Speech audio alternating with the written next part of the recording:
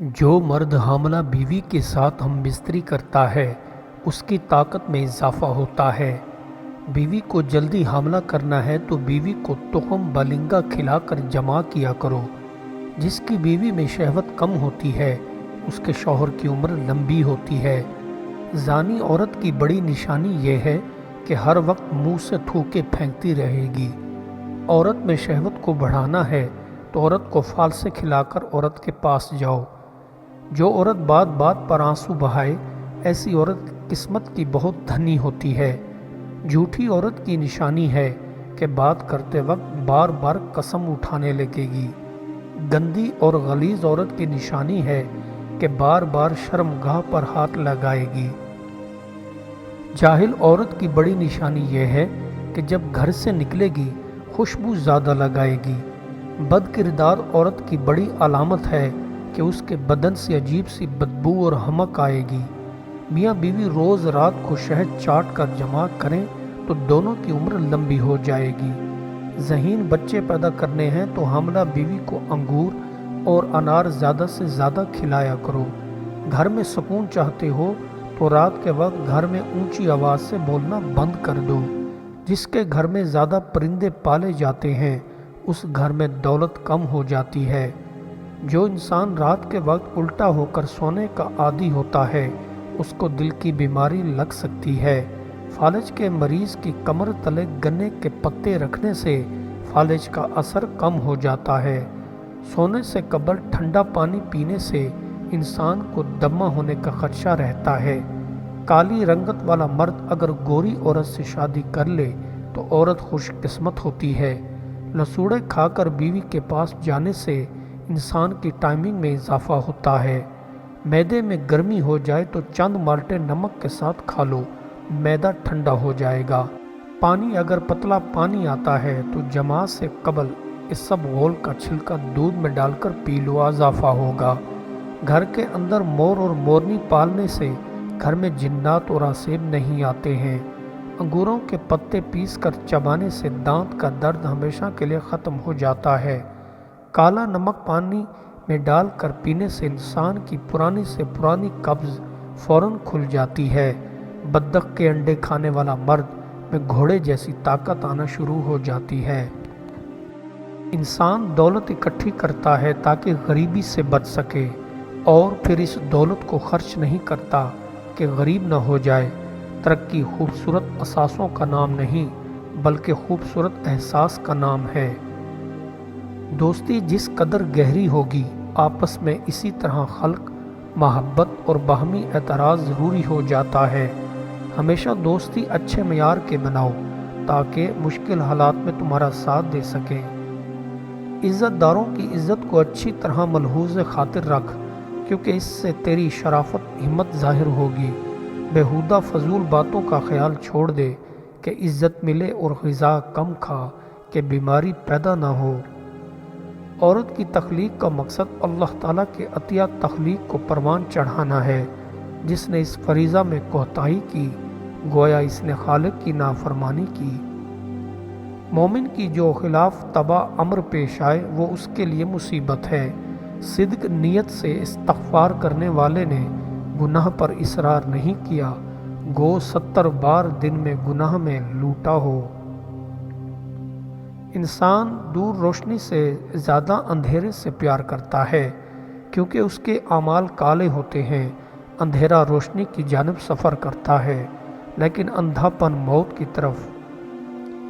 تقدیر الہی انسان کی تجویر اور تدبیر کے تابع نہیں بلکہ جو مقدر ہو چکا وہی ظہور پذیر ہوتا ہے۔ گویا کوئی کیسی ہی تدبیر چلائے مگر وہ کام نہیں آتی۔ کامیابی اس کے قدم چومتی ہے جو حرص اور لالچ کو اپنے دل سے نکال پھینکے۔ آپس میں میل ملاپ اور موافقت رکھتے رہو اور ایک دوسرے سے دور رہنے سے اجتناب کرو۔ انسان کے لیے پرانی نسل اور نئی نسل بڑی دعا گو ہوتی ہے۔ بچے اور بوڑھے کی دعا جلد قبول ہوتی ہے۔ بچے تازہ دم اور معصوم ہوتے ہیں اور بوڑھے اکثر توبہ کر چکے ہوتے ہیں۔ اگر طاقت رکھتے ہو تو کمزوروں پر اپنا ہاتھ مت چلاؤ اور ان پر ظلم مت کرو اور بے حیا مت بنو، کیونکہ جب بندہ بے حیا بن جاتا ہے تو اس کا ضمیر ظالم اور مردہ ہو جاتا ہے۔ کسی کو برائی سے یاد مت کرو، چاہے وہ برا بندہ کیوں نہ ہو۔ کسی کو برائی سے یاد کرنے سے تمہارے گناہوں میں اضافہ ہو جائے گا، لیکن اس بندے کے اعمال پر کوئی اثر نہ ہوگا۔ اعمال پھل ہوتے ہیں اور الفاظ صرف پتے کی مانند۔ جس کام کو کرنے سے دل ڈرتا ہو اسے ہر حال میں ضرور کرو، اسی کام میں تمہاری کامیابی پوشیدہ ہے۔ کھوئی ہوئی دولت محنت اور کفایت شعاری سے پھر حاصل ہو سکتی ہے، کھویا ہوا علم مطالعہ سے پھر مل سکتا ہے، کھوئی ہوئی تندرستی دوا سے واپس آ سکتی ہے، لیکن وقت نہیں۔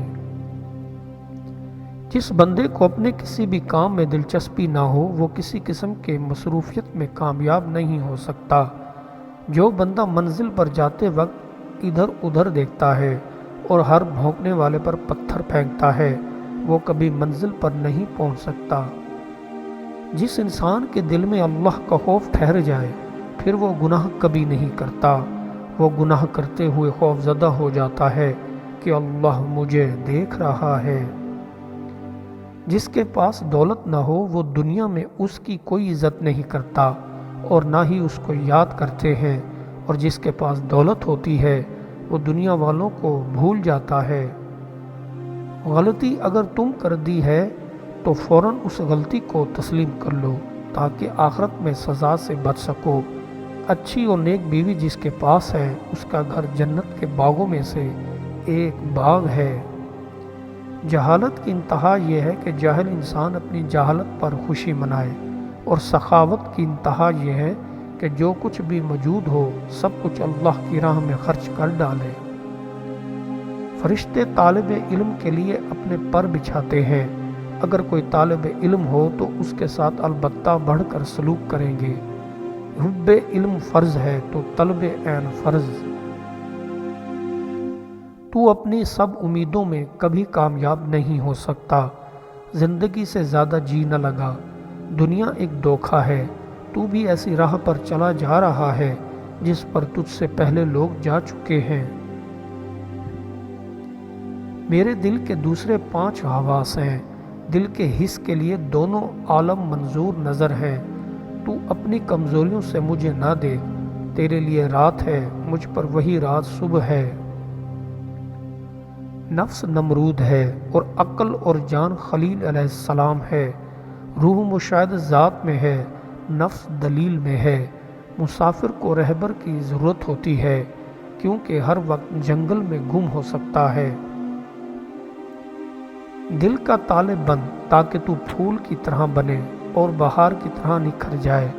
وہ دل ہی نہ ہوگا جس کا مطلوب مٹی ہے، یہ روح سخن صاحب دل کے لیے ہے۔ خوبصورت سانپ کے اندر ہلاک کرنے والا زہر ہے۔ دوزخ کا راستہ حسین نظاروں سے بھرا پڑا ہے، جہاں پھولوں کے فرش بچھے ہیں۔ حسن و عشق سے ہم آغوش ہے، راگ رنگ اڑاتا ہے۔ اللہ کا قرب ہر کانٹے کو پھول بنا دیتا ہے، ہر آندھی آنکھ کو روشنی عطا کر دیتا ہے۔